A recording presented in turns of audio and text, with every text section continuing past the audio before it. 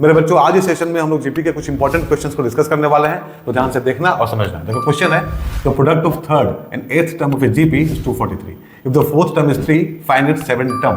सो बच्चों क्वेश्चन में बोल रहा है कि किसी जीपी के थर्ड टर्म और एथ टर्म का प्रोडक्ट 243 है और उसका फोर्थ टर्म 3 है, तो सेवन टर्म क्या होगा हम लोग को बताना है। तो हम लोग यहाँ मान लेंगे कि let a be the first term and r be the common ratio of the GP. A first term है और आर कॉमन रेशियो है जीपी का।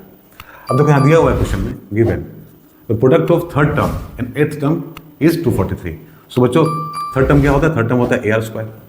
इसको हम लोग मल्टीप्लाई करेंगे किसके साथ? एथ टर्म के साथ, मतलब ए आर का पावर 7। तो हम लोग को कितना मिलेगा? हम लोग को मिलेगा 243।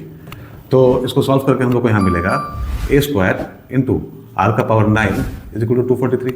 अब इसको बोल दो इक्वेशन 1। देखो फिर यहाँ दिया हुआ है फोर्थ टर्म कितना है? 3 है, ठीक है। तो लिखेंगे हम लोग यहाँ पे also given A R cube, ठीक है बच्चों। फोर्थ टर्म है ए आर क्यूब, किसके बराबर होगा? ये 3 के बराबर होगा। इसको बोलते हैं हम लोग इक्वेशन 2। बट यहाँ पे देखो क्या है बच्चों 1 में, यहाँ पे ए स्क्वायर इंटू आर का पावर 9 और यहाँ क्या है? ए इंटू आर का पावर 3, ठीक है।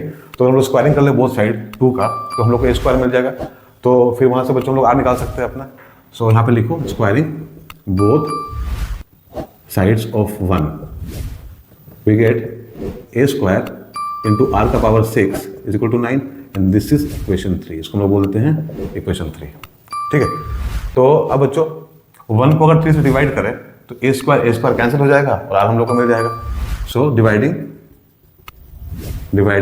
1 by 3 वी गेट, तो यहाँ से हम लोग को मिलेगा ए स्क्वायर आर का power 9 upon a square r का power 6 is equal to 243 divided by 9। So a square cancel हो जाएगा और यहाँ हो जाएगा बच्चों r cube is equal to 27। So यहाँ से आर का वैल्यू हम लोग को मिलेगा 3। सो आर हम लोग को मिल गया, राइट बच्चों, आर हम लोग को मिल गया। देखो निकालना क्या है हम लोग को? 7 टर्म, मतलब ए आर का पावर 6। तो आर तो हम लोग को मिल गया, यहाँ से ए निकालना है। अब तो ए निकालने के लिए क्या करेंगे हम लोग? आर का वैल्यू इक्वेशन 2 में सब्स्टिट्यूट कर देते हैं, राइट बच्चों। तो छोटा है तो थोड़ा सा, तो यहाँ लिखो substituting r is equal to 3 in equation 2 we get, क्या मिलेगा हम लोग को बच्चों? देखो यहाँ पे ए निकालना है, आर हम लोग को मिल चुका है 3, सो यहाँ हो जाएगा 3 का cube, this is equal to 3।